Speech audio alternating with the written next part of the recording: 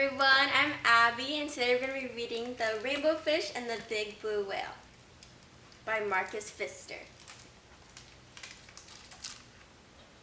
A long way out in the deep blue sea, Rainbow Fish and his friends swam happily through the reef. Each of them had a glittering silver scale except for one little striped fish, but he belongs to the group anyway. When the fish were hungry, they ate tiny krill. There seemed to be endless supplies of the delicious shrimp. Rainbow Fish only needed to glide gently through the water with his mouth open to catch as many as he wanted. It was a wonderful life. One day, a gentle old whale swam by the reef and decided to stay.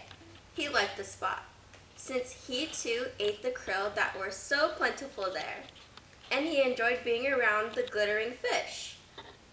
Often he drifted along, watching them for hours, admiring their beautiful silvery scales. Before long, the fish with the jagged fins noticed the whale watching them. "Why is he looking at us like that?" he asked the others. He was in a particularly bad mood that day. "See how he's staring at us?" he went on irritably. "Who knows what he's thinking?" After that, all the fish grew more and more suspicious of the whale. "Look at that giant mouth," said one. "Soon the krill will be all gone." Rainbow Fish began to worry. Until now, the rainbow fish had always been able to eat their fill. What if the whale did eat up all the krill? And why did he keep staring at them? Was he planning on eating them too?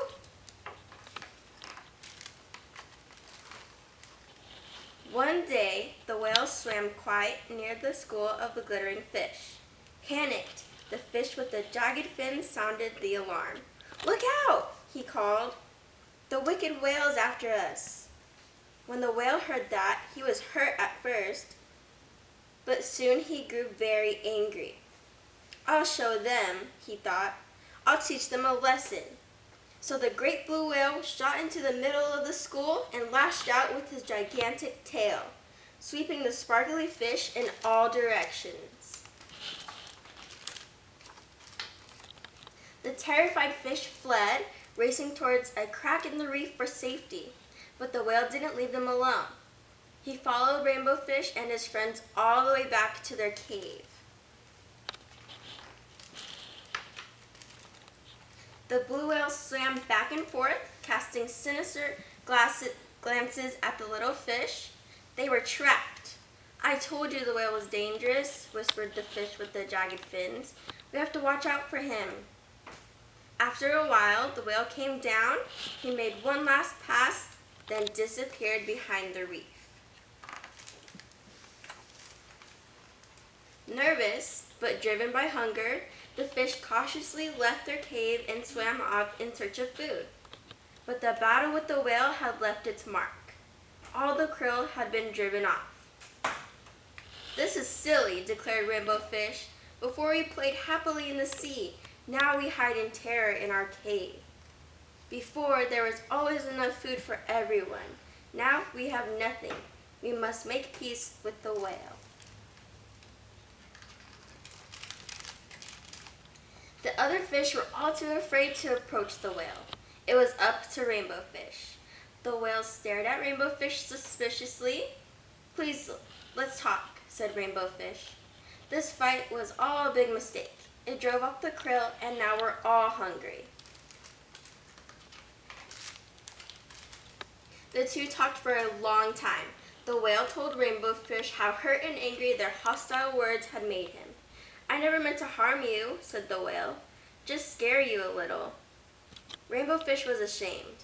"I'm sorry," he said. "But when we saw you watching us all the time, we were afraid you might eat us." The whale looked surprised. "I watched you only because your shining scales are so pretty," he said. They both laughed. Come on now," said the whale. "Let's find new hunting grounds." So Rainbow Fish and his friends, protected by their new friend, the big blue whale, swam off together in search of a new home, rich with krill. And before long, none of them could remember what the terrible fight had been about.